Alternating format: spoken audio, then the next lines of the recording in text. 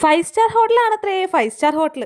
ദേ ഈ ഇരിക്കണ കീടാണുക്കളും പിന്നെ ഞാനും എന്റെ കെട്ടിയൻ കീടാണും കൂടി ഒരു ഡിന്നർ ഡേറ്റിന് പോയതാണ് രാജസ്ഥാനിലെ സാറാസ് എന്ന് പറയുന്ന ഫൈവ് സ്റ്റാർ ഹോട്ടലിൽ. ആംബിയൻസ് ഒക്കെ അടിപൊളി, ഒരു രക്ഷയില്ല എന്ന് പറഞ്ഞാൽ ഒരു രക്ഷയില്ല. കണ്ടാൽ തന്നെ ഇരുന്ന് കഴിക്കാൻ തോന്നും. വെജിറ്റേറിയൻ ഉണ്ട്, നോൺ വെജിറ്റേറിയൻ ഉണ്ട്. നോൺ വെജ് മേളിലും വെജിറ്റേറിയൻ താഴെയാണ്. ഞങ്ങൾ മേളിൽ ചെന്നപ്പോൾ അവിടെ ഒരു കൂട്ടം സായിപ്പന്മാർ, അത് കാരണം എല്ലാം കൂടി താഴത്തേക്ക് ഓടിപ്പടിച്ച് പോകുന്നതാണ്. ഈ കണ്ട സാധനങ്ങളൊക്കെയാണ് ഞങ്ങൾ മേടിച്ച് കഴിച്ചത്. ആ ബർഗർ തിന്ന് മിണ്ടാൻ പറ്റാണ്ട് ഇര വിഴുങ്ങിയോലെ ഇരിക്കുന്നവനാണ് ദിലാവൻ. സത്യം പറയാലോ, വെജിറ്റേറിയൻ ഫുഡ് ഒന്നും എനിക്ക് ഇഷ്ടമായില്ല.